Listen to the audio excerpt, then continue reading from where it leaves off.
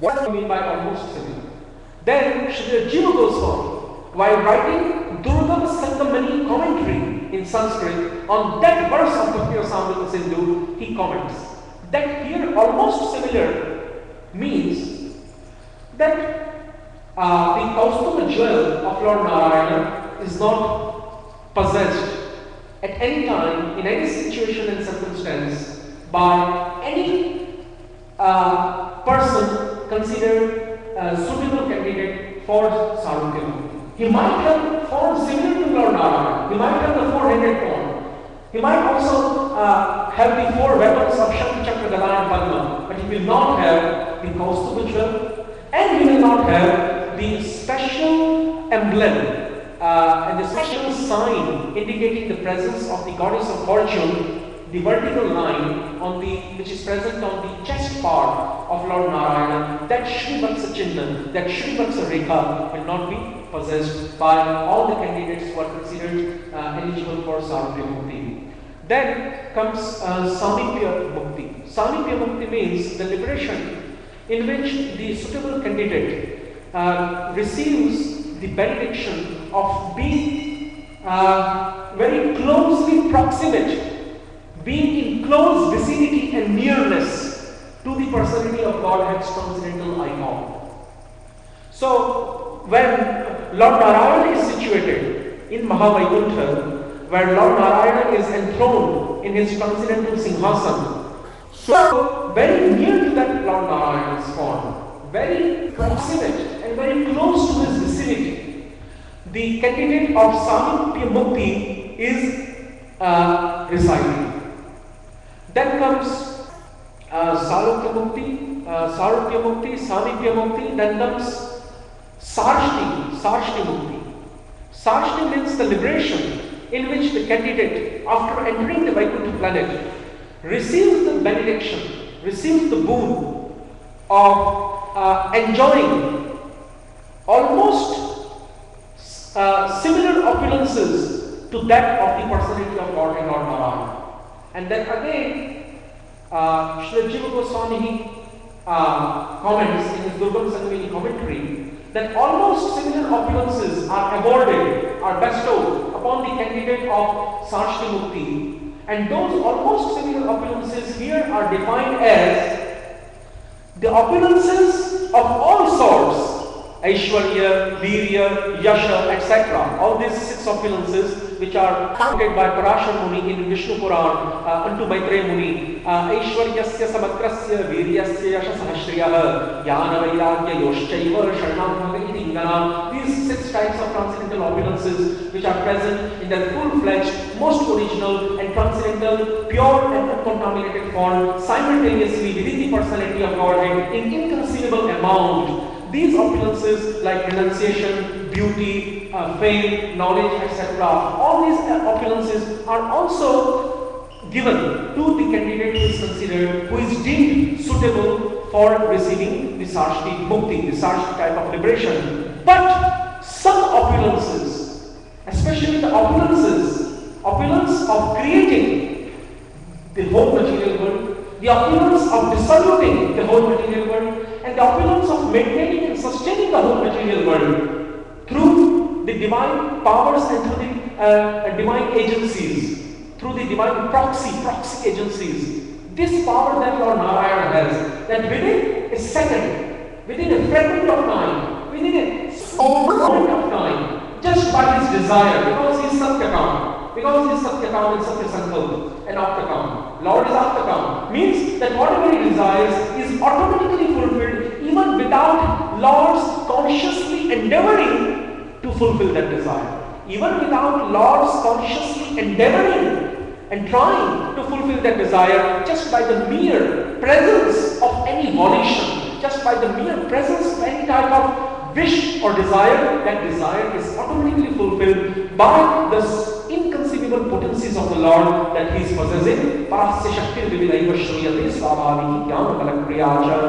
So, the point is, the tasks, the exclusive tasks which are not head by anyone else, not even by Lord Shiva, not even by Lord Brahma, not even by Indra, the head and the chief of the 330 billion demigods, then what to speak of a living entity obtaining the Sarshti liberation? He can never have it. So Jiva Goswami clears up the matter by saying that the opulences like creating, dissoluting and maintaining the material world through divine powers and proxy agencies like Goddess Durga. Goddess Durga is a proxy agency, and even Brahma, Shiva are proxy agencies. So, Srishti Sthiti Pralaya Sadhana Shakti Rekha Chai Yasya Bhunani Vivarti Durga. Durga is the one who performs the dissolutory, the annihilatory, the creative and the sustentative acts of this material world. And Brahma, Vishnu and Mahesh also are likewise connected with that task. So, all these tasks are performed through proxy agencies of Lord Krishna. But Sri Narayan or Sri Krishna, they are exclusive in the sense that these tasks of ultimately controlling the creation, dissolution and maintenance of the material world, the ultimate superintendence over these tasks, that part only belongs to Lord Narayan. One can say that Brahma creates and Shiva annihilates. No, but the ultimate supervision, the ultimate superintendence over these tasks only belongs to Lord Narayan. And that is why in Padma Puran he says, Vyasadeva says that Satchidananda Rupaya Vishwatpatyadi Hetave Tapatraya Vinashaya Shri Krishnaya Vayam Namaha. We pay our due respects and obeisances unto that Krishna who eradicates all the three types of miseries, Adi Daivik, Adhyatmik and Adi Baudik, and who is Satchidananda Rupa, who is the personification of eternal cognition, felicity and perpetual existence, Satchitananda, and who is the root cause, who is the ultimate cause of Vishwatpatyadi Hetave, who is the root cause of the creation, maintenance and dissolution of the material world, who is the root cause, not the immediate cause, but the ultimate cause. Immediate causes can be Brahma, Shiva and Goddess Durga, but the ultimate cause is Lord Narayan. So, that opulence, the final superintendence, the ultimate superintendence over the material world and all the related affairs of the material world, that opulence only belongs to Lord Narayan and no one else. No other living entity, even acquiring the position, the unique position of Sarshti liberation, can have that position. And there are some other opulences like what Rupa Goswami has counted in the Nectar of Devotion among the 64 qualities of Shri Krishna. So among the 64 qualities and attributes of Krishna, one quality is that he is Hatari Gatidaya. What do we mean by Hatari Gatidaya? Hatari Gatidaya means that Shri Krishna or any of his Vishnu Tattva expansions, the Swansha we are talking about, we are not talking about the Vibhinnansha or the separated part and parcels like us, the living entities, the products of marginal. No, we are talking about the Swansha. Swansha means the non-separated expansions of Shri Krishna like Shri Ramachandra, Varahadev, Matsyadev, Kurma, etc. So all these different expansions and incarnations of Shri Krishna, they are, and including Shri Krishna, they are all possessing a special power, and that is Hatari Gatidaya. And the Hatari Gatidaya, that power is not even possessed by Brahma and Shiva and Indra. And that power is that whomever, either Lord Krishna or his incarnations kill during their manifest pastimes, during their Pragat Leelas in this material world, on this modern platform, whomever they kill, in whichever circumstance, in whichever way, immediately those persons, those personages, especially those demons, are immediately uplifted to the transcendental position of being liberated. Hatari Gatidaya. So whoever is killed by the hands of the personality of God, whoever is killed either mentally or physically by the personality of Godhead, either using weapons or without using weapons, that person immediately gets one of the 5 types of liberations. Now, this special power is also not acquired by the suitable candidates deemed proper, considered eligible for the Sarshti liberation. So there are many likewise things. That is why the words almost similar opulences have been used. Not exactly same, but almost similar opulences. Otherwise, there will be many. There will be existing many different powers of the same nature. Shri Krishna is known as Asamauddha. Asamauddha means no one is higher than him, no one can surpass him or excel him in superiority, and no one can even equal him. He is known as Asamauddha. So that Asamauddha Krishna will become confronted, will become one of the competitors of many other Jivatmas, also having exactly the same opulences that he has.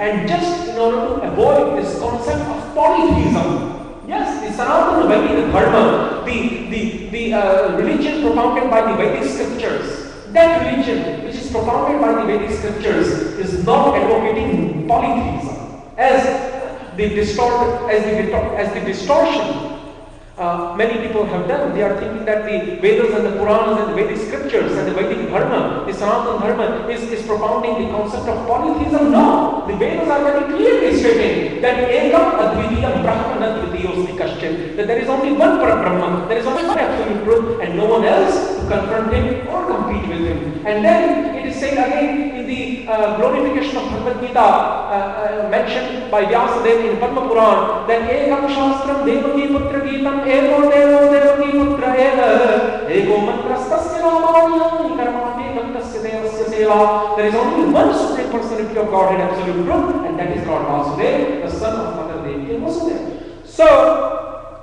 the Vedas are never propounding the concept of polytheism. They are always propounding the concept of monotheism, and that is why there is no possibility that either the living entity can become one with that personality of Godhead, or that there remains a possibility of many living entities who do not become one with the absolute truth, who retain their individuality, but who are who are occupying the same platform and same level as the personality of Godhead. Neither of these two possibilities can exist. Neither living entity can become one with the personality of Godhead, or neither the different multifarious living entities can retain their individuality and become equally as powerful as the personality of Godhead. Both of the possibilities are denied.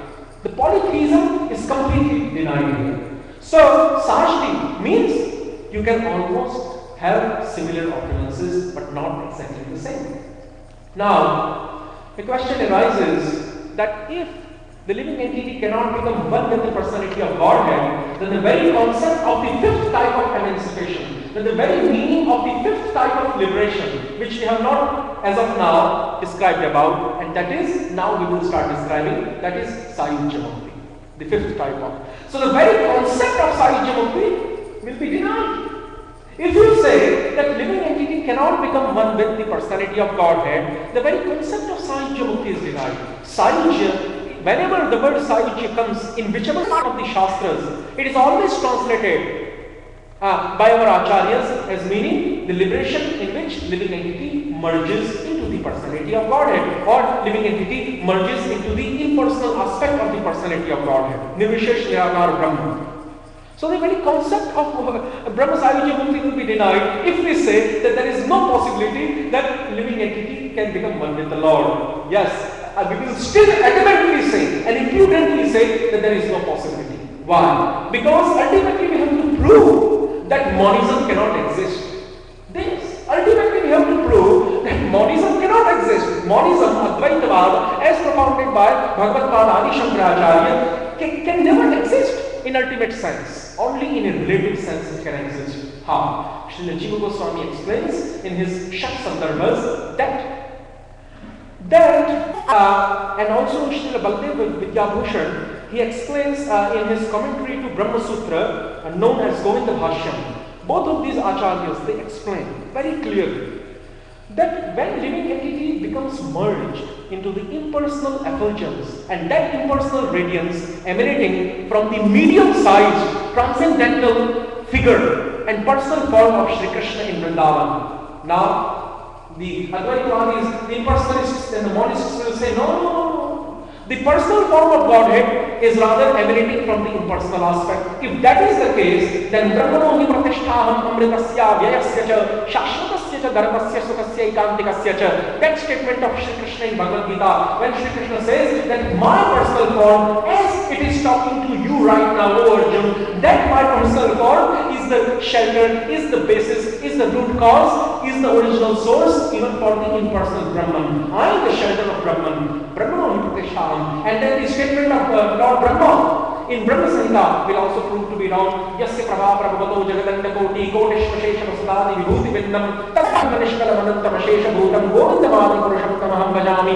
That the impersonal effulgence emanating, the radiance and the so-called flamboyance emanating from the transcendental icon of Shri Krishna in Vrindavan is rather known as Nirvishesh Nirakara Brahma. And the statements of great acharyas like Sri Krishnadas Kaviraj Goswami in Chaitanya Charitamritam, when he says Yadadvaitam Brahma Upanishadi Tadapyasya Tanubha Ya Atmantaryami Purushariti Susyam Shamibhavaha Shaveshwaryai Purno Yayah Bhagavan Saswayamayam Na Chaitanya Krishnam Jagati Paratapvam Paramiha. And the statement of again Shri Jiva Goswami in the very beginning of his Mangalacharan of Tattva Sandarbha, when he says that Yasya Brahmeti Satyam Vachidapi Nigamayati Chitmatra Satta Pyamsho Yasyam Shakaiha Svaitu Vibhavati Vashayante Vamayam Vamamshcha Ekam Yasyaiva Rupam Vilasati Parasham Vinarayanakhyam Sashri Krishna Vidantam Svayam Bhagavan Prema Tattpada Bhajam. All these statements will prove to be ultimately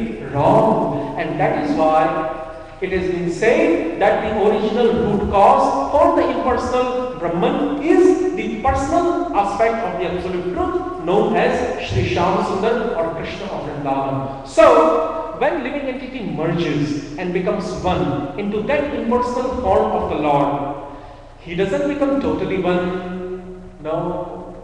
That is why, therefore, Jiva Goswami and Baldev Vidyabhushan both refute the ultimate monism propounded by Shankaracharya. They say monism cannot be ultimate, it is only relative. How? Just like Baldev Vidyabhushan gives one example, that there is one person who is standing on a mountain top. There is one person, let us say person is standing on Mount Everest, the highest peak of the world. So person is standing on Mount Everest, and nearby, or at least 25 or 30 in Canada, kilometers. We are just coming from the United States. Here they have kilometers. So approximately 25 to 30 kilometers away, there is a dense jungle at the base of Mount Everest. This is just an analogy. It's just an example. So at the base of Mount Everest, there is a dark, dense jungle, forest, condensed forest, and at the evening time, as is usual for different multitude and flocks of birds to do, different birds of various kinds are returning back to the forest unto the nests, or to their own nests, located in different trees of that forest. So when the birds are coming back at the evening time to again reside within their nests, at that time, the person who is situated, who is standing on the top of Mount Everest, he is able to see that birds are going and entering into Mount Everest.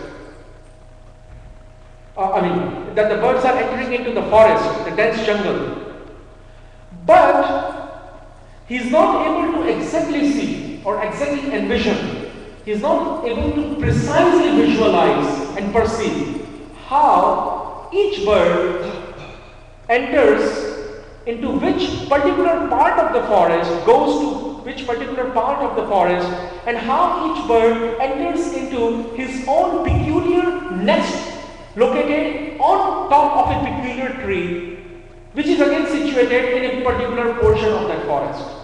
That person is not able to see all these minute and tiny details. That person is not able to visualize all these subtle intricacies of that process. So that person, if he will have little intelligence, little intellect, and if he doesn't utterly have sheer rascaldom, if he has no common sense, if he is completely rascal and a fool, then he will consider that, oh, the bird has now become one with the forest. Because he doesn't see, he only sees that the bird is entering the forest. He doesn't see what happens after the bird enters the forest. That's the problem. He doesn't see all the minute details of the process. So that person is standing far distant away from this jungle. Due to his sheer rascaldom and utter foolishness, he considers it to be like that.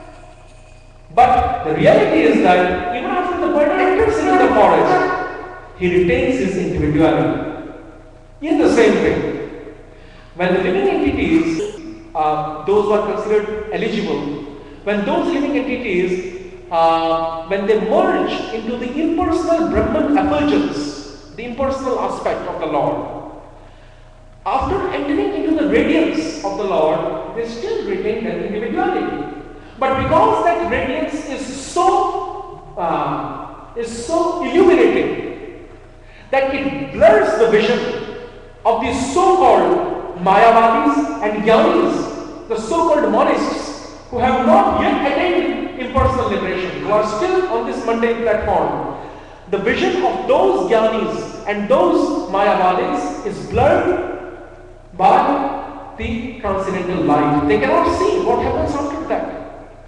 So, actually they cannot even see how the living entities enter and merge into the radiance. What happens after that? They cannot even see how they might, because they are not yet liberated. So, the Mayavadis, they tend to speculate that after the living entities enter into Brahmajyoti, they become completely one with the impersonal effulgence, with the absolute truth, with the Nirvishesh Nirakara Brahman. But that is not the case. Because Nirvishesh Nirakara Brahman is a form of Shaktiman. You see, there are two things only. In the philosophy of Gaudiya Vaishnavism, in the philosophy of Sri Chaitanya Mahaprabhu, which is known as Achintya Bheda, which is known as simultaneous and inconceivable difference and non-difference. In this philosophy, there are only two things existing: potency and potent, energy and energetic. So energetic or potent is that principle, is that tattva who is possessing, who is controlling the energies and the diverse potencies. So the potent is Shri Krishna only, no one else. That has been declared very clearly by Krishna. In many different parts of the scriptures, it has been declared, especially in Bhagavad Gita. Mattaha parakaram nanyam kinchidasti dhananjaya aham sarvasya prabhavo mattaha sarvam pravartate bhoktaram yatapasam sarvalok maheshwaram. In all the different parts of the Shrutis, Smritis, Agams, Nigams, Puranas, Upanishads, Ved, Vedanta, etc. In all the revealed scriptures, it has been declared unanimously that Shri Krishna is the Supreme Personality of Godhead. So, Krishna is the Shaktiman Tattva, and he has three potencies: the external potency, Maya, the internal potency, and the marginal potency, which are the living entities. Vishnu Shakti Paraprokta Kshetradyakya Tatha Para Avidya Karma Sanyanya Tridiya Shakti Vishyate. As Lord Parashar puts it in front of Maitreya Muni in Vishnu Puran, Vishnu has these potencies, marginal, external and internal. So also in Shutashtra Upanishad of the Vedas. So in all these different parts of the Shastras, it has been confirmed that the Lord has many diverse potencies. Some are inferior, some are relatively superior, some are material, some are transcendental, like that. Now, Krishna says, Maya Adhikshena Prakriti Suyate Sacharacharam Hetunanena Kaunteya Jagat Viparivartate. Then he says, Bhuvirapo Nano Vayu Karmano Buddhireva Chahankari Kyame Vinna Prakriti. That both the living entities and the 8 elements, the 5 gross and the mind, intelligence and the ego, these 8 elements are the external potency, and whereas the living entities are the marginal. So both the external and the marginal are controlled by me. And also Srishti Sthiti Pralaya Sadhana Shakti Rekha, verse of Brahma Samhita, very clear that Goddess Durga is controlled by Lord Shri Krishna or Narayan. So Lord is the controller, he is the only Shaktiman existing, and he has these three potencies. Now, impersonal Brahman, is that a type of Shakti, or it's a form of Shaktiman? Certainly, it's not Shakti. It's not an energy of the Lord. Impersonal Brahman is not an energy of the Lord. even the localized portion known as Paramatma, the super soul, the indwelling monitor or the oversoul, as Srila Bhaktisiddhanta Saraswati Thakur puts it, the oversoul. This Paramatma, this localized portion, even he is not Shakti. He is also form of a type of Shaktiman. And then the Bhagavan feature, that feature which is completely full of all the six opulences, that is also form of Shaktiman, and that is Swayam Bhagavan. Bhagavan, Ram is Bhagavan, Narasimha is Bhagavan, but Swayam Bhagavan is only Krishna. So Swayam Bhagavan, who manifests himself in these three forms of Brahma, Paramatma and Bhagavan, that Swayam Bhagavan Krishna also is the most original form of Shaktiman. So because impersonal Brahman is a type of Shaktiman, is Shaktiman. Impersonal Brahman is a form of Shaktiman Tattva, form of energetic principle, form of potent principle. It's not a form of energy. That's why the living entities who are rather energies, Mamaivakshu Jivaloke Jivabhuta Sanatana, Manavashasthani Vidyani Prakritisthani Karshati, Jivabhuta Mahabahu Yayatadarya Jagat. Because the living entities, they are the energies of the personality of Godhead, they can never become one, even with the impersonal aspect of the Lord, which is a form of energetic principle. They can never. That is why the ultimate concept of monism doesn't exist at all. Even while it seems that the living entity merges into the Lord, it doesn't actually become one even after merging. It retains its individuality. The only thing which happens is, as Jiva Goswami explains in Priti Sandarbha, only thing which happens is, even though the existence, the separate existence of an individual living entity doesn't become one with the impersonal Brahman, but the individual conception of the living entity becomes destroyed. That is what. Existence remains separate from the Brahman, even from the impersonal Brahman, but only the conception of individuality gets destroyed. Just like, an example is given, very nice example. I will just complete the session in 5 or 10 minutes, 5 minutes more. So, we are talking about the 5 types of liberations, and this will be very crucial to our discussion tomorrow in deciding what is the real form of pure devotion.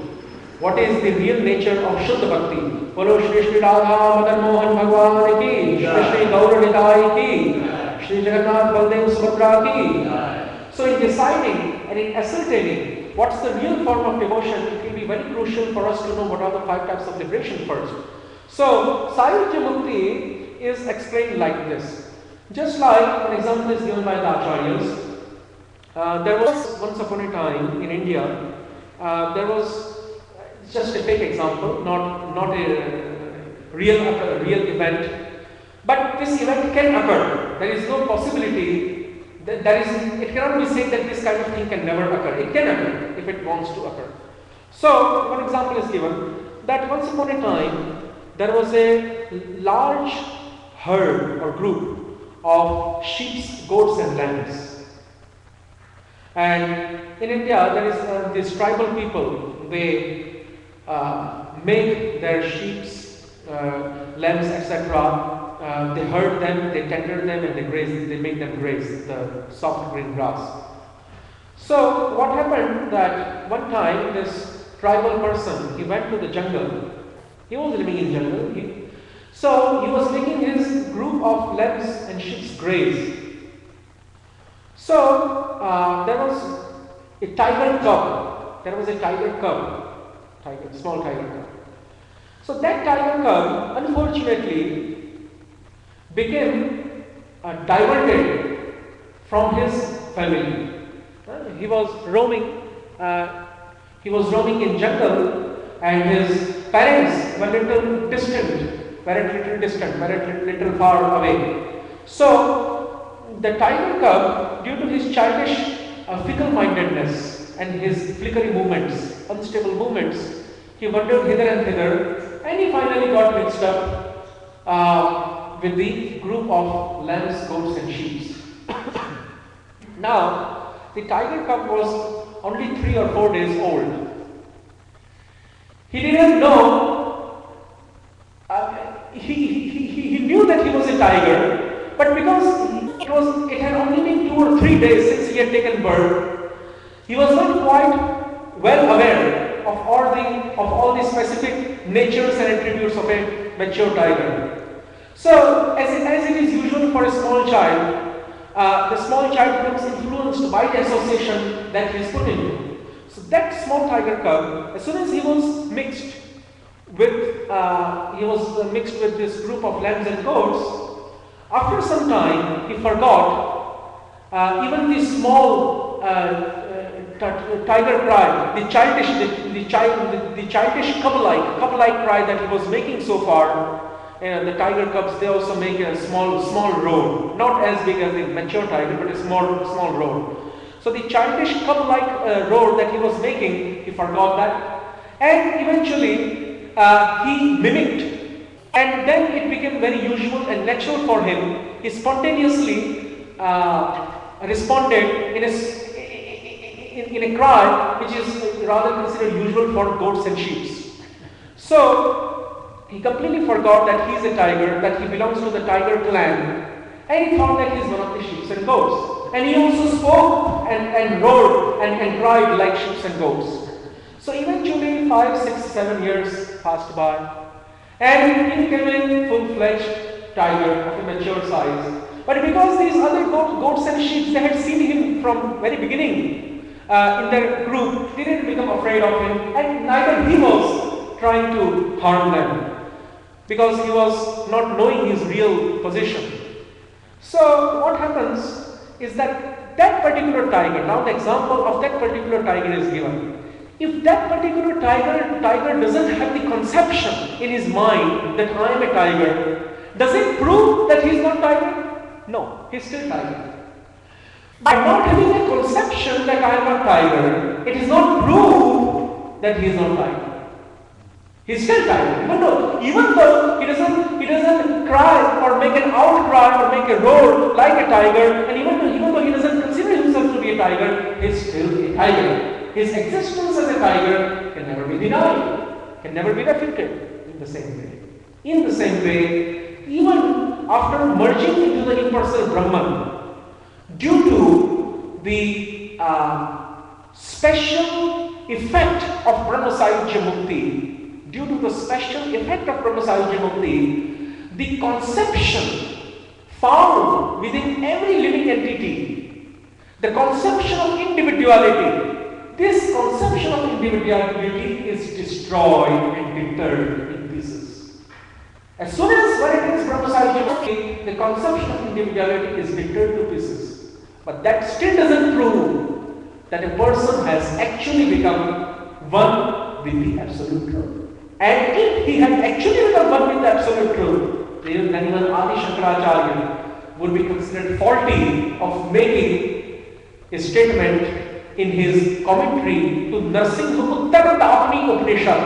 When Adi Shankaracharya has written commentary to Narsingha Uttartapni Upanishad, he says that Mukta api leelaya vigraham kritva bhagavantam bhajante. Even those who are liberated, even those who have attained Brahmasayujya Mukti, even those who have become merged with the impersonal aspect of the Absolute Truth, even they, upon some particular time, even they come out of that impersonal effulgence, and if they are qualified, then they are able to take on divine mental spiritual body known as Satchidananda Sharir, transcendental spiritual body made of Satchidananda, and they are able to enter into the eternal pastimes of the personality of Godhead, and thereby they are able to allocate themselves as one of the associates of the Lord, and thereby they are able to serve the personal form of the Lord. Mukta api leelaya vigraham kritva bhagavantam bhajante.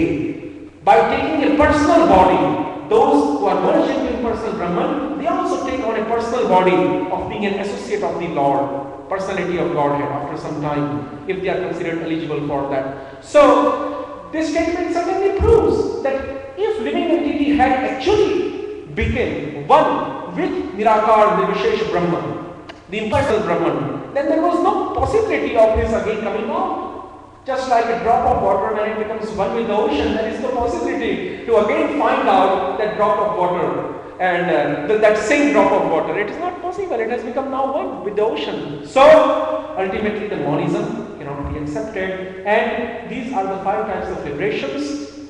And now we will see in our tomorrow's discussion how these 5 types of liberations are considered detrimental to the path of pure devotion, to the progress and to the enhancement and advancement on the path of progressive devotion, how they are appearing as obstructions, obstacles and or impediments. Hare Krishna, Krishna Krishna, Hare Hare, Hare Ram, Ram Ram, Hare Hare. Please forgive me for such a long speech. If you have any questions, please you can ask.